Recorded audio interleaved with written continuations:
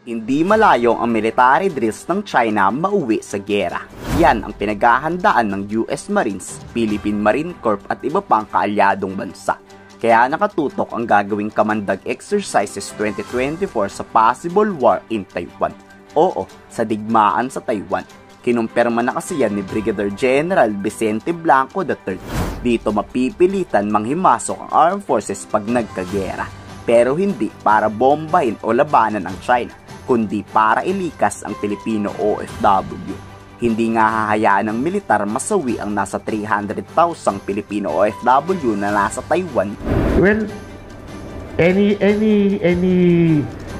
crisis occurring in Taiwan would involve our concern to our OFWs in Taiwan, and I think it's more of a preparing our forces whenever there will be repatriation of our OFWs. Ito ang dahilan bakit hindi inaalis ang missile system ng US Army sa Pilipinas. Sabay nagbabala si General Rojas sa China na kung idadamay ng China sa giyera ang mamamayang Pilipino OFW doon, magkamatayan tayo dyan ngayon, China. Gaganti raw ang Pilipinas once na maraming Pilipino ang masaktan o madamay sa gulo. Kasalukuyan niyang sinasanay ng Pilipinas ang paggamit ng Typhoon missile. Missile na kayang pasabugin o abutin ang mainland China pati na rin ang West Philippine Sea. Firing those missiles are able to prepare our forces because that's one of our role is always to prepare for any incidents or crisis, to be able to demonstrate that we are doing this training to prepare ourselves also.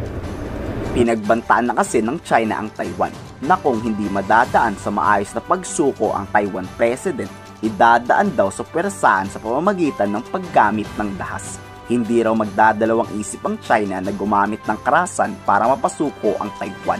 愿以最大诚意、尽最大努力争取和平统一的前景，但绝不承诺放弃使用武力。 Ayon kay Major General Rojas, dapat laging handa sa giyera ang Pilipinas, lalo na't sa panahon ngayon may isang bansang gustong sakupin ang buong Asya. Kontrolin lahat para sa sariling interes nila. These activities demonstrates our capacity or capability to work together. Just what Colonel Glenn has said.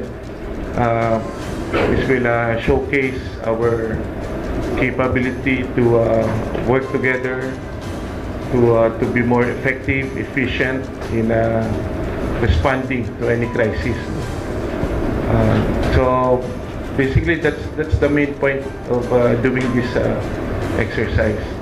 As a military force, we have the mandate or the commitment to each of our nation to be able to respond. Paano na lang kung magkagera talaga? Handa ba kayong tumulong para sa kababayan nating mapuputukan ng digmaan sa Taiwan? Ikomento sa baba ang inyong